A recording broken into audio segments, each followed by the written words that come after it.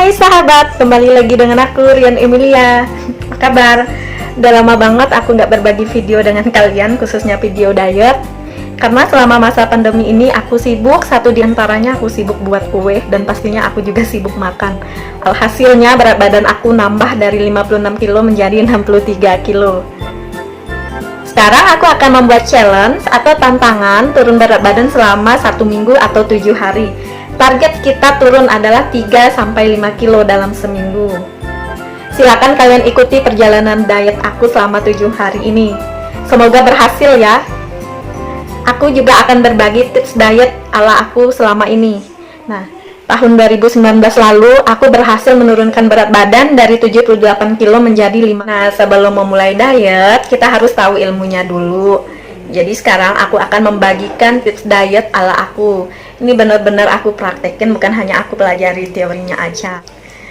Yang pertama, kamu harus tentukan niat atau tujuan diet kamu itu untuk apa. Niat dan tujuan dietnya adalah untuk sehat.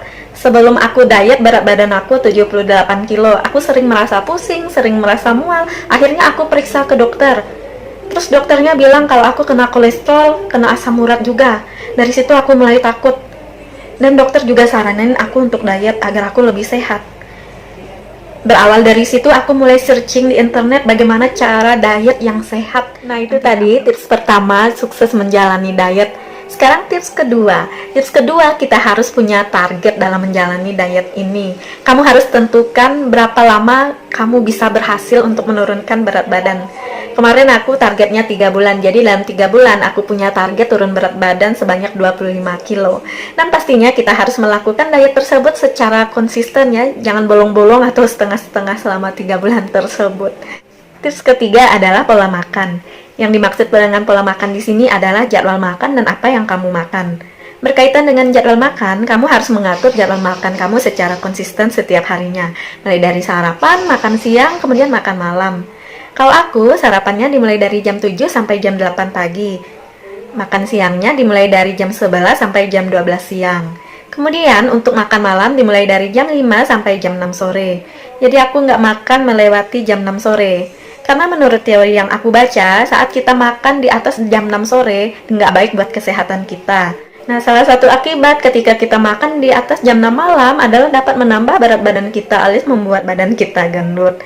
Dan juga akibat lainnya adalah memicu timbulnya banyak penyakit. Kalau kalian nggak percaya, boleh kalian searching di internet penyakit apa saja yang bisa timbul saat kita makan di atas jam 6 malam. Intinya, berkaitan dengan jadwal makan, kita harus konsisten menjalani jadwal makan tersebut sesuai dengan waktu yang telah kita atur. Mulai dari sarapan, makan siang, dan makan malamnya.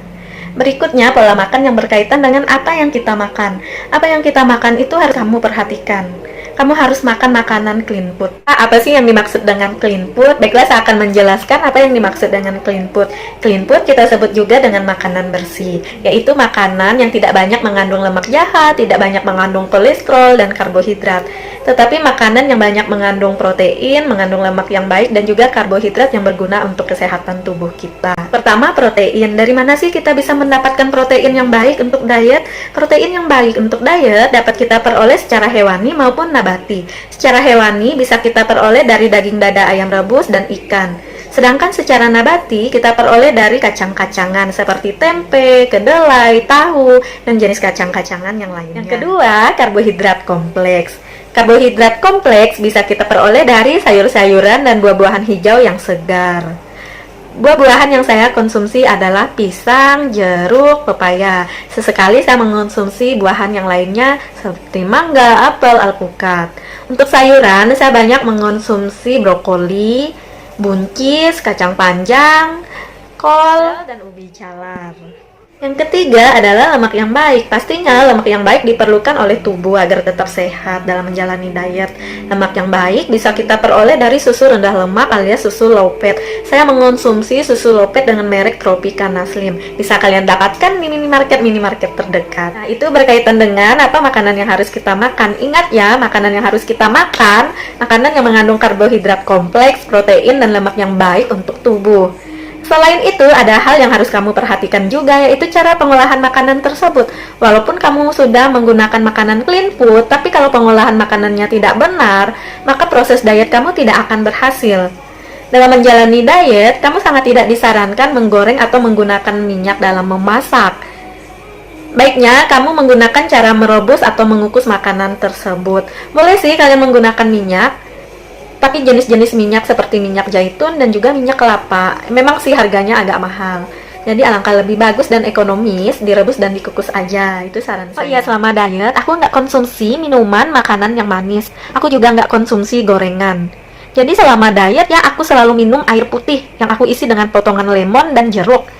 Untuk ngemil ya aku ngemil buah-buahan.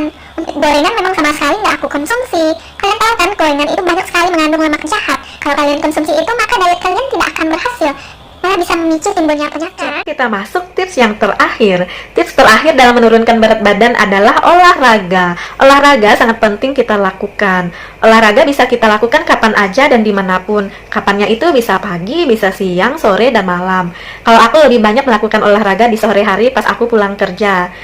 Dimana ya di kamar aku aja, nggak perlu ke gym. Malah ke gym aku nggak berhasil karena nggak benar cara dietnya. Nah, bisa kamu nonton tutorial dari YouTube. Bisa Zumba, bisa exercise, bisa unboxing, bisa yoga, dan olahraga yang lainnya yang berguna untuk menurunkan berat badan. Olahraganya rutin aku lakukan setiap hari selama 3 bulan dalam proses penurunan berat badan aku. Kalau kamu bolong-bolong, ya proses penurunan berat badannya sulit untuk kamu capai. Jadi harus konsisten ya. Oke sahabat, selamat mengikuti challenge penurunan berat badan ini. Aku berharap kalian menonton video aku selanjutnya. Karena dalam video tersebut, aku akan berbagi bagaimana cara aku menurunkan berat badan dalam menjalani challenge ini. Mulai dari olahraga sampai aku makannya gimana. Jika bermanfaat, silahkan kalian like, kalian subscribe, dan kalian komen. Kalian juga bisa request, tulis komen di bawah video apa yang harus aku buat berkaitan dengan diet. Cukup sekian, tetap sehat dan